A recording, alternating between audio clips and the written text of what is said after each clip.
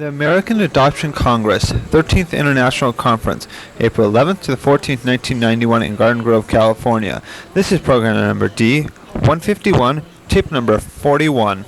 Nationally is that states tend to go and do what they do, and there's not that free exchange of this worked for us, or Pierce did this to us, or this agency. I mean, one of the genius strokes that we did this year came from Sherry Luce in Adoption Forum, which was Catholics for Open Records. Because the Catholic Conference traditionally opposes access to records. And Sherry's brilliant sick mind, or somebody from her group, came up with it, and it was very effective for us, actually. It was a force that worked, and we have now a viable organization called Catholics for Open Records. But that kind of networking to talk about model stuff, to talk about things that we can use to fight opposition, because although the faces change, the arguments remain the same. And also how you organize a state campaign. It's not something you just decide to do one morning. It takes a lot of pre-work and a lot of organizing on a grassroots level before you do that. Kate, is Catholics for Open Records local or national? Well, Sherry, whatever you want. It's kind of a free-form organization. There's a local chapter based in San Fernando Valley. Yeah, there is. And it's free membership. Yeah. We started Birth Parents for Life at the same time, and it has taken off with chapters sprouting up everywhere. Yeah. To fight the pro-life work. We're also starting Mormons for Open Records and Jews for Open Records, and we may start Ants for Open Records if they start opposing it. But basically, we're creating organizations. In that, I mean, that was one of the things, but that occurred through networking, that we were ready for that opposition because we were networking with other organizations who were lobbying bills in other states. What Chuck and Rob and Kim and I tried to do is take copious notes so that we could share, and that's basically what this workshop is. The other thing is you've got a legislator here who's very much obviously for what we want, and a brilliant political strategist in Rob, and Kim, somebody who was right up there with Rob. So,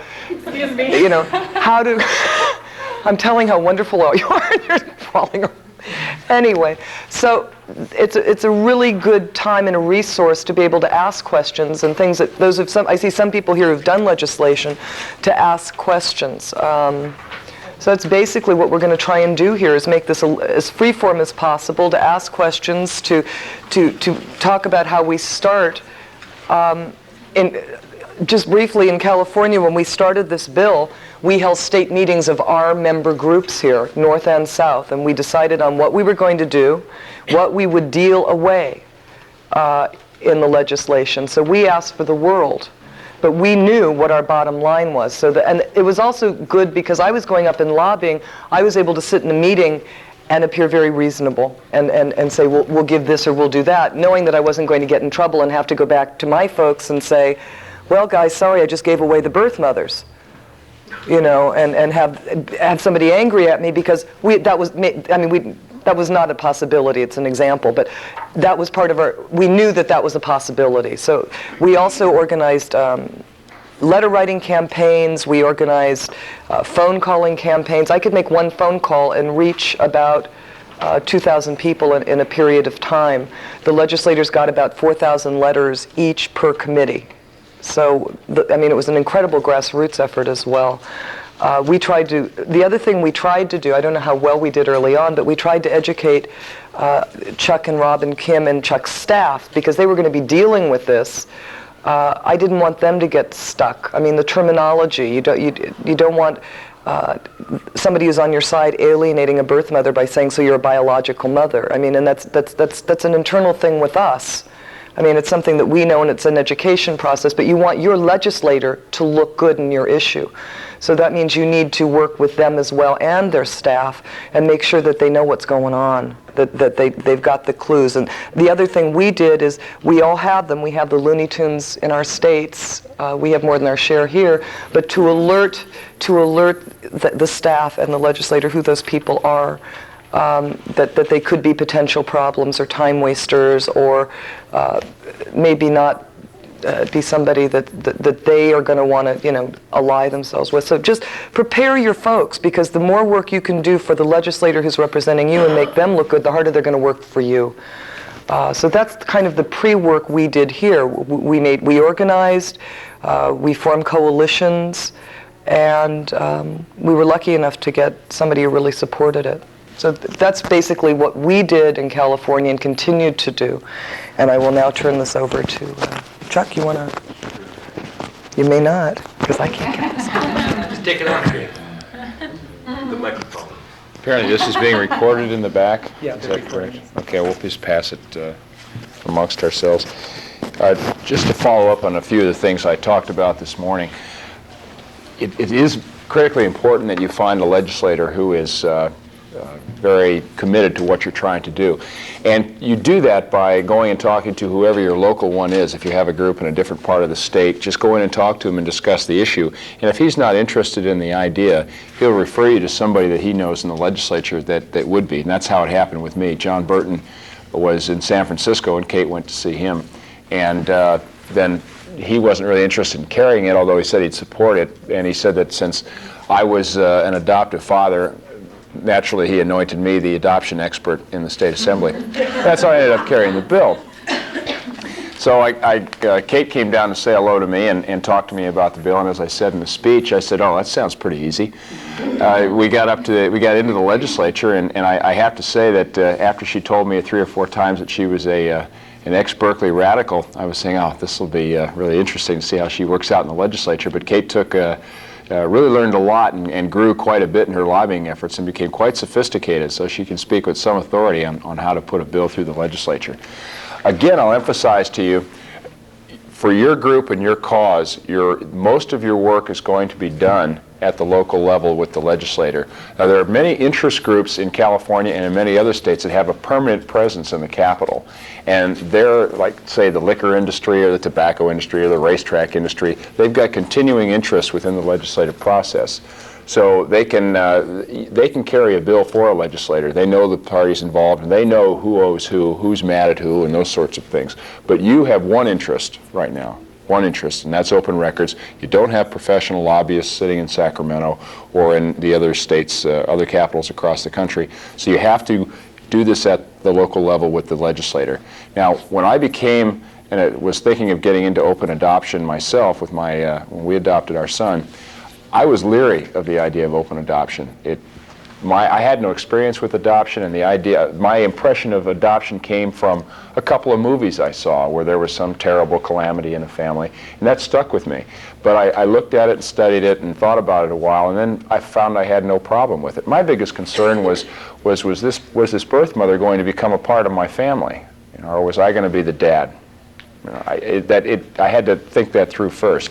And that's the same way it is with most of the legislators out there. Most of them have very little, if any, experience with the institution of adoption. So you have to sit down with them and make them comfortable about the issue. They've got to think about it a while, and it may take them a while to think about it. You've got to keep coming back to them with the issue, get them involved in the process of searching for, in a medical emergency where you have to find out some genealogy to treat some disease that may occur. Those are the kind of things that are very important. I call it basic blocking and tackling. It really is. It's nothing mysterious about it. It's sitting down with them and discussing it.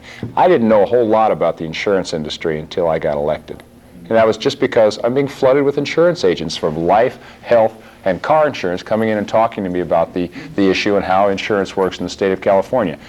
Just like adoption, you've got to be in there talking to them, getting them comfortable with the subject so they can speak to it. That's really what happens. Now, once you get into the Capitol itself, then you get into some of the technical things and going around visiting the different legislators themselves, but you soften them up in the DO before they come up, and they're used to the subject, and then you have a lot easier time when you get up there. Is that sort of thing? Talk about committees. I mean, I think that one of the things, we tend to panic when we go to committees. Mm-hmm. And I think that the work that has to be done on the committee beforehand. Okay. I alluded to it in my talk this morning. You've got to have your votes lined up, or as best you can, before you go in that committee, so you know what to expect.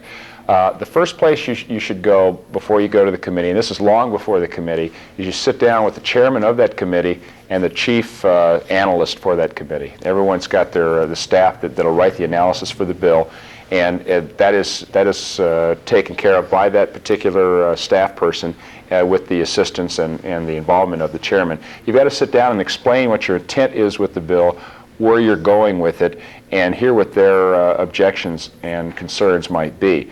The analysis can almost make or break your bill. Can almost make or break it. If you get a hostile analysis, you've got a big mountain to overcome. Somehow we had a hostile analysis in the Assembly Judiciary, and I was very surprised when we got it out of that committee. But it took about 4 times the normal work that it would take. We had to go speak to every member of that committee and discuss with them where we were going, what we were trying to do. And what we had to do was go through with each member and dispel the myths. Dispel the myths. We had to do a lot of work that we normally wouldn't have had to do if this had been done in the district already. And we happened to hit the zone in the legislative session when there wasn't that much going on, so we had the time to do it. If we had gotten a little later into the session, these members are going to be 3 ways from Sunday, 14 different committees, and they're all worried about a lot of other things, and my bill is just one of 4,500 that were flowing through the legislature. So you've got to get them early. Okay? The committee is incredibly important. After you've gotten through that policy committee, life gets a lot easier. That you've got the stamp of approval by a committee that people trust in. You trust in the committee system to go through and look at a lot of these issues. Once you get to the floor, you should be able to get it off. I found out that my bill was not a majority bill, that it was a 2/3 bill, probably on the day that it went before the assembly itself. And the best way to do, once you get to the floor, it's really kind of out of your hands. That's why you have to do all that groundwork beforehand before it gets there. It's just too big of an audience to try to meet with everybody. So is that the direction you want to go? Okay, I wasn't knowing if I was going to be on this panel or not. Did you want to say something before we? Yeah, let me add a couple comments. I had to switch the seats. Into my comments anyway. If in talking about the basic blocking and tackling, it probably will help as well to start with the second string, and the second string is the staff. Primarily, legislators are very busy.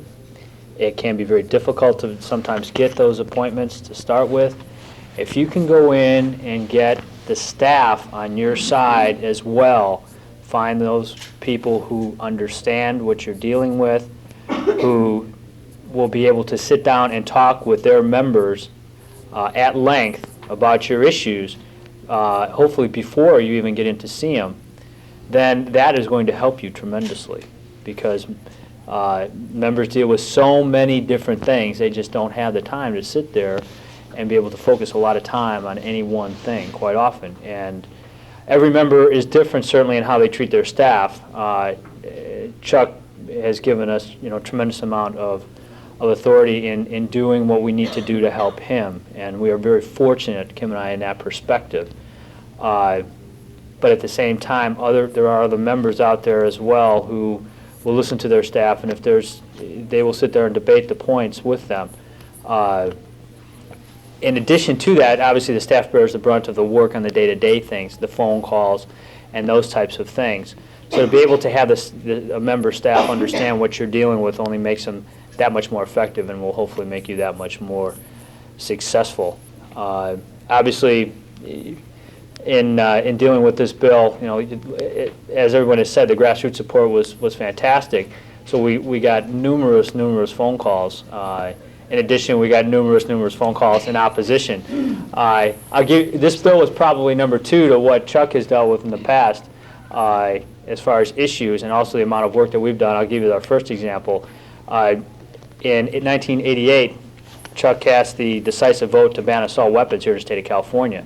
We were getting lobbied by the NRA, and we were getting lobbied by the handgun control people. Our office, we have 3 people in our Capitol office.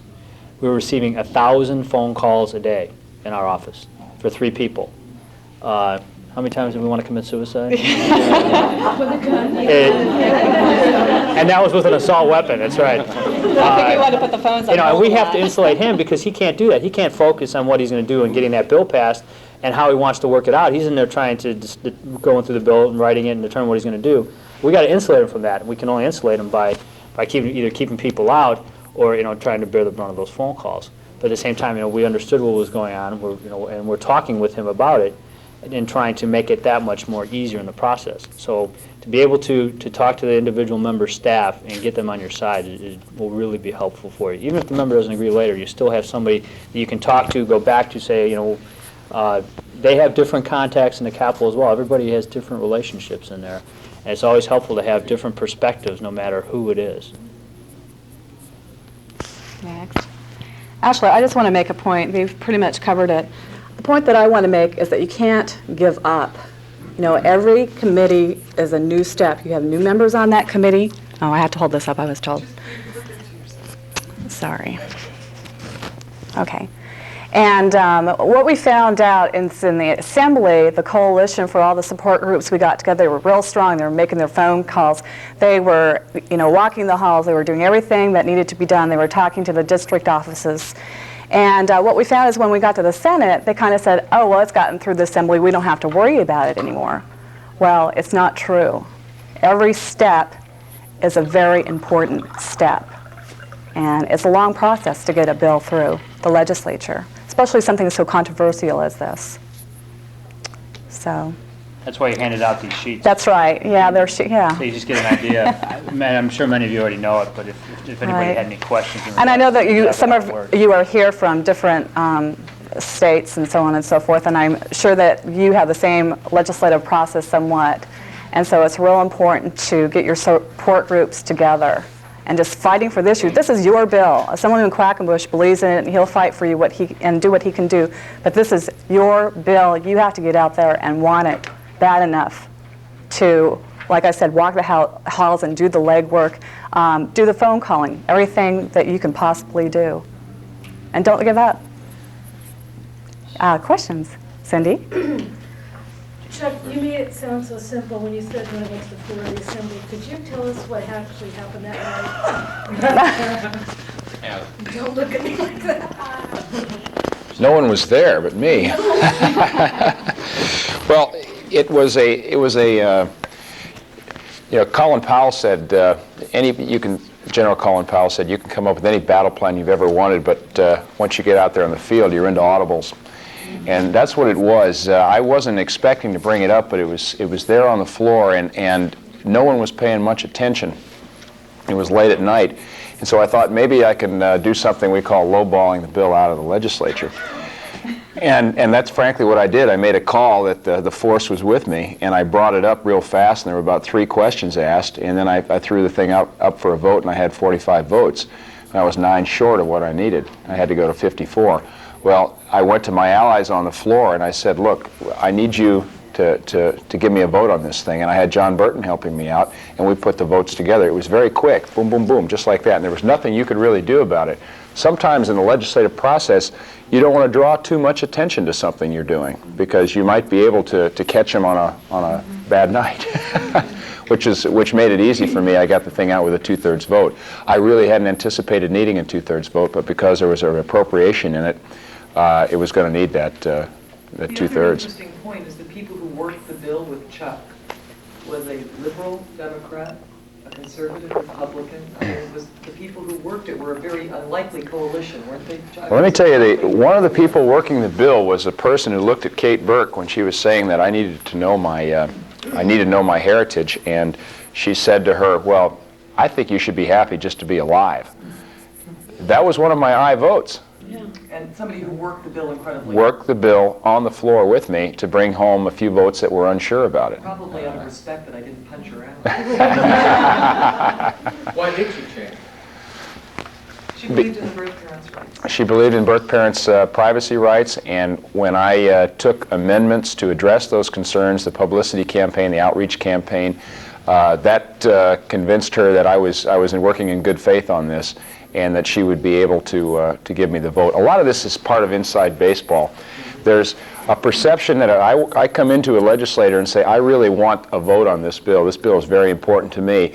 By working with me and finding a way to vote for it, they're sending a signal that, look, I'll help you on this. I'm not exactly doing handsprings for this bill, but in 6 weeks, I've got a bill that I really need a vote on. So this is something that's a judgment call, and we make a lot of mistakes, whether we want to help somebody or not, whether it's going to come back. But that's part of the give and take of the legislative process, and that's why you need an author willing to make those commitments, not just to present the bill and stand back, read a statement and stand back. What made you politically decide you wanted to deal with this issue? I understand the personal part of it, but what made you politically decide it was a good move for you to do this? Well, at first I didn't realize it was going to be that big of a bill. As I said, No big deal. I said you don't understand. I was very logical about it. It made sense to me, and I said, yeah, sure, I'll carry this bill, and we'll do some adoption law here. After you got into a bill, and now the political reality is that many legislators are looking for bills that are hot, something that's going to cause people to get excited and to engage them.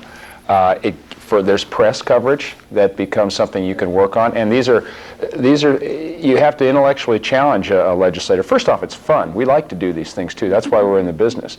But there's a lot of good that can be garnered from it for a politician. First off, there's the media coverage, there's radio shows. How many radio shows were we on with this thing? 500. Yeah, a lot, and politicians like that. So that's another motivation. If you could look at that a little bit more, as well as the idea of asking your staffers, the importance of getting in and getting your ear through your staff, looking more at the basis of politics, the mutual benefits, plus maybe some of the mutual liabilities, the things that we don't want to provide, or why would you as a legislator look at supporting the bill, what's in it for you, what's in it for us, what also might be some things in that conversation with a staffer to not talk about or to be aware of. Okay. And again, look at the pure politics, the Okay. baseballing and the...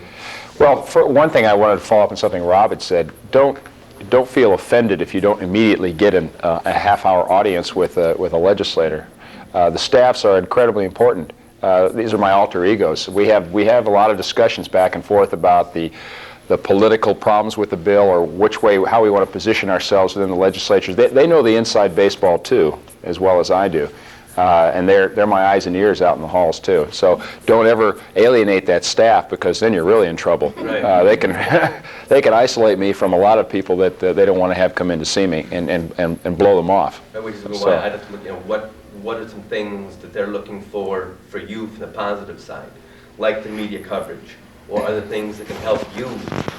Okay. As well as I'll let Rob. Okay. That's a good question for Rob. I could do it. I just don't want to monopolize it. Go ahead. Actually, I think everybody has their own value system in that respect, whether it's politically or legislatively.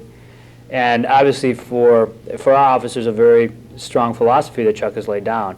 And when we look at legislation, we look at it in one context, and that is, what is the right thing for the people of the state of California? That's the first question that we have to answer for public policy. And if we can't even begin to address that question, then, I mean, it's a short conversation, let's face it. If it can first pass that criteria, then we start going to other questions. And yes, there are benefits out there. It's not, some offices and staffs are more coldly political than others, quite honestly. Again, everybody has their own value system on how they want to look at things.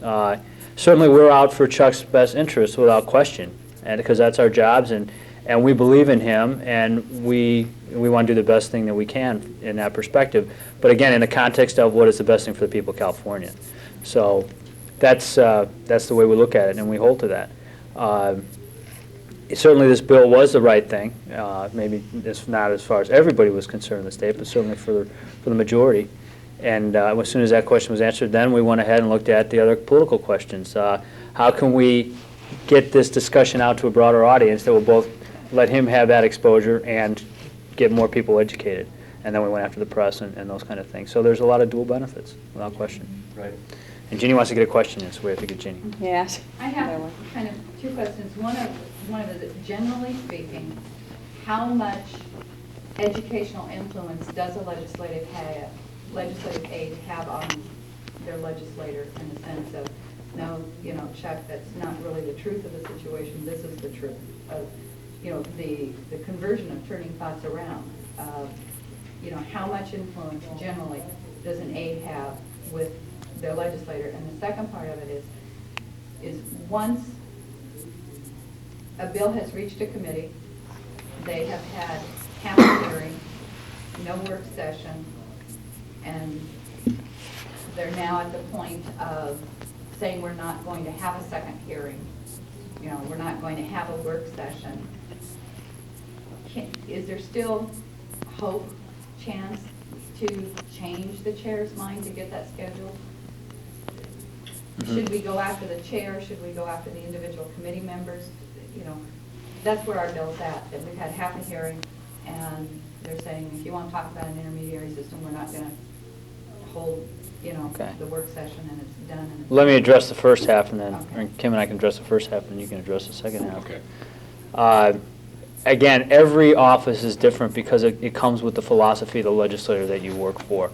I have said very truthfully that I would not be working in the legislature if I wasn't working for Chuck, and I say that, and I mean that, because he gives us the ability to sit down with him and discuss the pros and the cons. He's like, he plays devil's advocate with him, we play it with him, he plays it with us, and we drive each other crazy sometimes. But He hasn't fired me yet. And he hasn't fired us. no, actually, I've been fired twice. It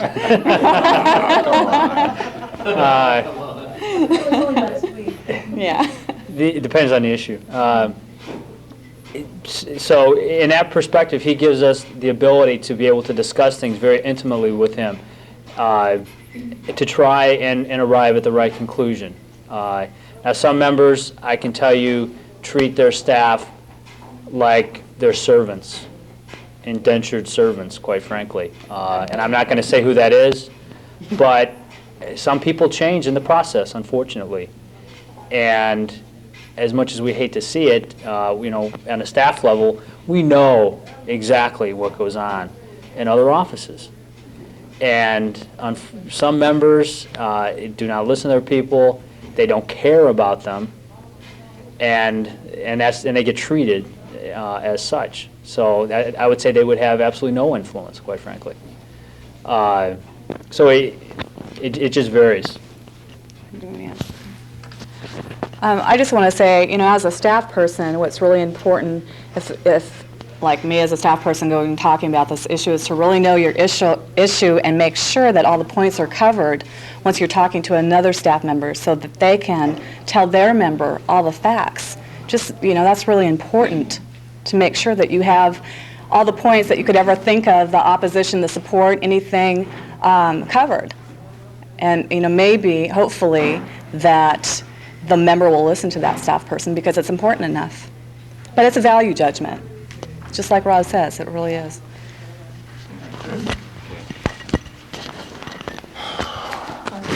No, for a second, I wanted to finish off. You're going to be able to tell when you're dealing with a legislator who has indentured servants when you sit down with the staff and they don't ask you any questions, they just smile and nod. If someone is asking penetrating questions and asking, what does the opposition think about this, or what about this aspect, you're probably dealing with somebody with a brain who's going to go in and advise the legislator. He's searching for the answers himself or herself, and he's going to pose the same arguments and say, these guys say this and these guys say that. I think you ought to position yourself this way, and see what they do in 2 weeks, and if they're talking about taking these amendments. That's the type of staffer that you can deal with and trust. But if it's just a receptionist you're talking to, you're wasting your time. You're wasting your time. You'll be able to you have to get into that legislator. Now, as far as the committee, you had asked about when you know when a committee is going to do something or not. You should just be very direct with your author. The author is the only one who's going to be able to determine how serious the chairman is. When we went into Assembly Judiciary, I knew the chairman was against the bill. He voted against the bill. But I know the chairman he really worships the process, and he was going to give me a fair hearing. And he said, look, I'm going to oppose the bill, and I'm going to vote against it, but I'm not going to work the bill. He didn't work the bill and try to kill it. He was going to let the committee do its will. And that gave me the green light to go ahead and pursue the rest of the committee. Now, if the chairman had said to me, I'm going to kill this thing, I'm going to do everything I can to kill it, I'd have been, very depressed about it, because he would have done it. When it comes to discipline, he's going to be able to call his members unless the members are going to say, I think the issue is important enough that I'm going to vote aye. But he didn't make it a leadership issue, a Democratic Party leadership issue. He just said, I'm opposed personally, but go ahead and do what you can. And I got the bill out. But in theory, I need to go back to my chief sponsor and get my chief sponsor to push the bill. At this point in time, my chief sponsor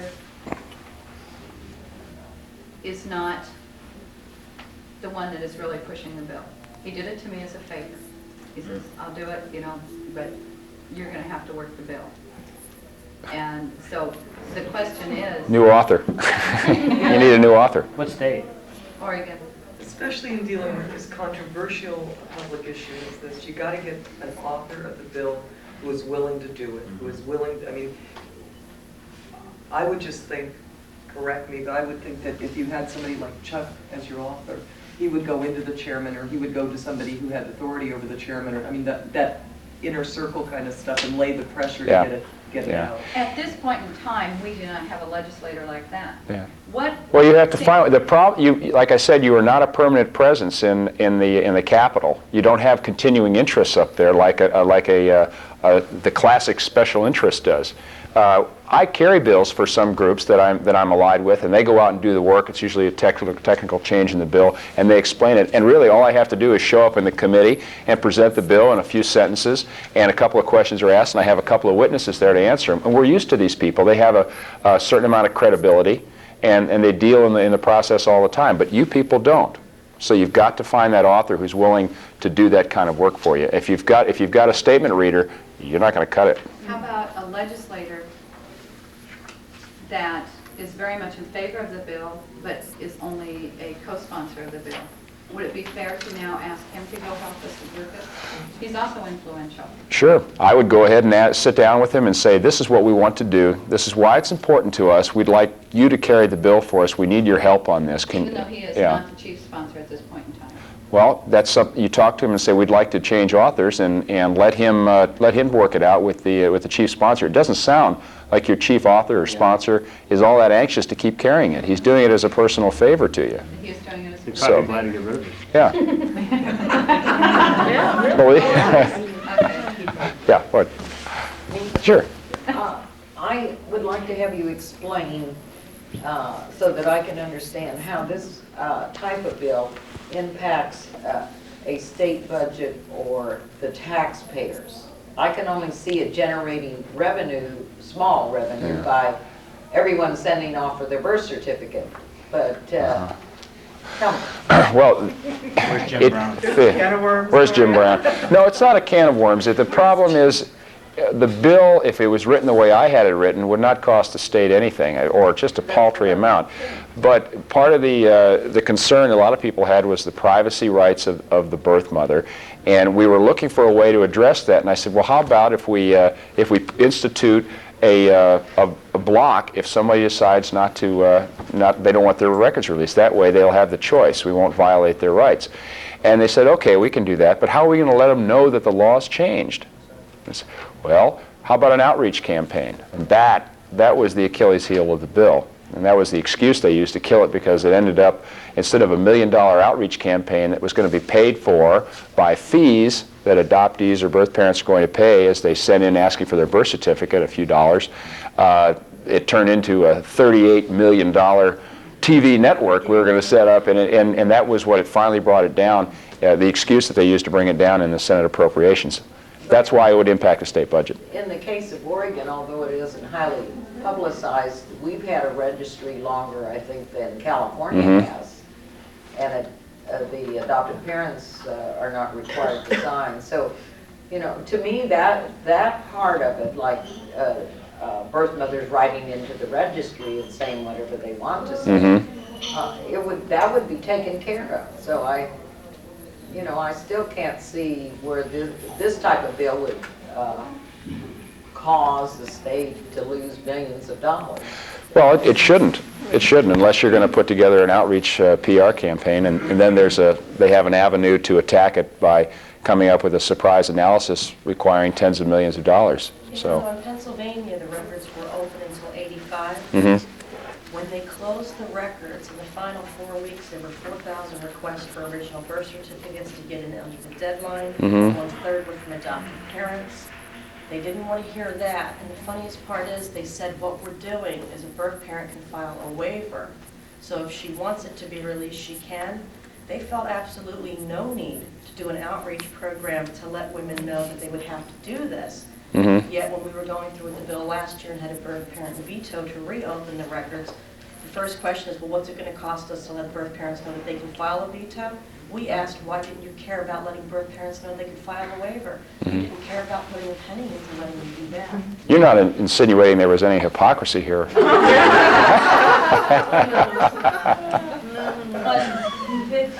well, birth parents know they can file a veto. The state has not done anything to let people know that they can file a waiver to let their children find out who they are. Why did they close the records? It was a loophole where the adoption records were sealed, but birth records were never sealed. And we had one legislator who went gangbusters, and on the 5th try to close the records, he did succeed in '85. We found out this past year, the legislator who was sponsoring our bill in the House, rumor has it that he is a birth father. So now we have to deal with that.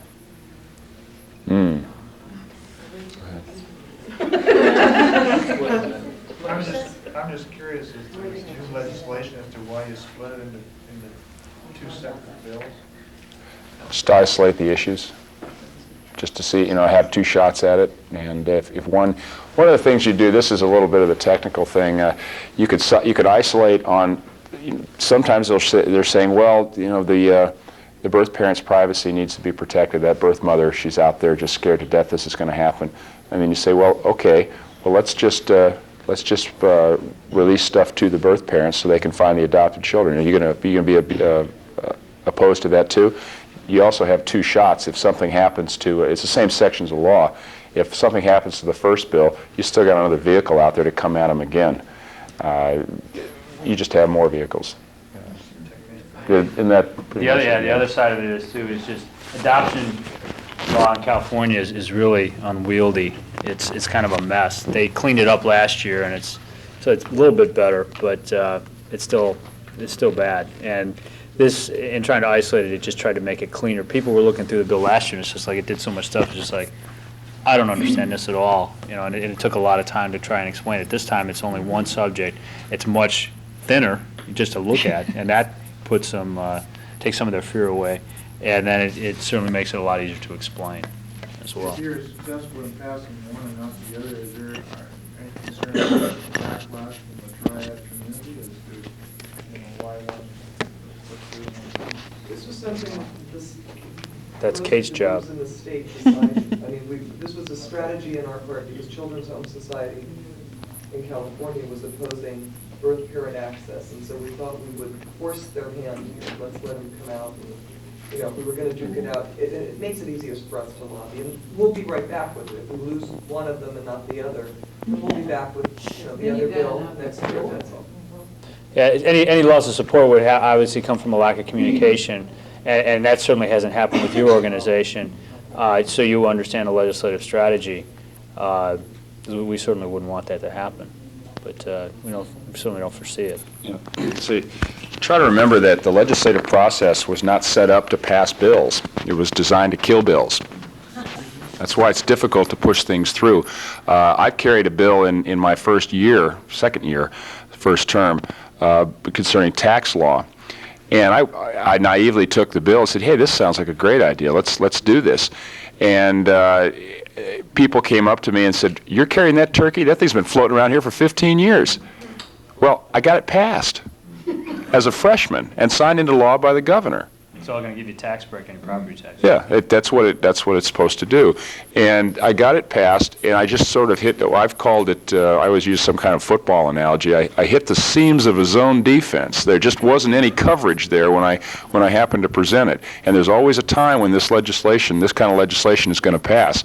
And the first thing you got to do, though, is you got to break down the doors and get inside and start working it. You'll finally get to the point where it'll pass. Yes, in the back.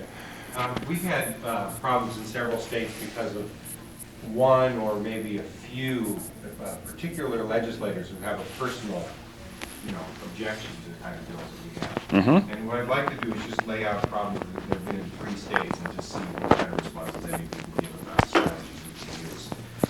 In Connecticut, there was a very bizarre situation that just happened, and that is that the sponsor put the bill into the Legislative Council, which is the office that writes the actual language. And it turns out that there was an influential member who didn't want that bill ever to see the light of day, and they actually got it written in such a way that it wasn't an open records bill. So what on earth can a legislator do about that? And then I want to talk about a couple other states after this one. Wow. Gee, where does that sound familiar? No, the Legislative Council also writes our bills in California. It is technically supposed to be a nonpartisan office. If it became a partisan office where someone could go in and manipulate the attorneys that put that together, there would be a revolution in our House. I'm sure there would be. That is unprofessional, as far as I'm concerned. You can whoop a bill, but you whoop it in committee. You whoop it on the floor. You don't do it in Leg Council. You can do it in that. I can't imagine that happening in California. So what do our folks or that legislator have as alternatives to deal with the fact that this bill came out? Is that legislator from the other party? No, I don't know whether it was another party. Because it was a legislator who was opposed to open records. Right, but if he's a Democrat and your sponsor's a Republican, that's going to have a big impact on what you can do. Because there's a big partisan. It's a big partisan problem. Well, yeah. The bill back to the way it originally was. Yeah. Well, the Leg Council is supposed to serve the interests of the individual members and put the thing down as, I want this code amended to say this, and they come back with the language. Now, sometimes it's come back with language that, no, that isn't exactly what I wanted. That isn't the effect I wanted. I wanted it amended I wanted it a different way. But you're right, even that, it could be amended in committee back to the way that you originally wanted it, if that happened. But that's the problem we don't face. Though, that maybe if you do get it into committee, you might get this passed? And if they try the and new amend it. language that bill- going that to is end the up problem being with council, worse they than wanna what get you the have? Committee New language bill is going to committee. Okay. Is that going to put you in a worse position you are sitting right now, or a better position if it passed just exactly as it is? Right, so that's another option that Robin Yeah, mentioned, the is author that could the author withdraw can just it. withdraw the bill. Yeah, If it's going to put you in a worse position, just withdraw. Let me raise what happened in New Jersey. There we had a chair of a committee who was just totally opposed to the bill, would not hear the bill, and would not allow a vote on the bill. So just hear whatever we want to say about that, and I got one more.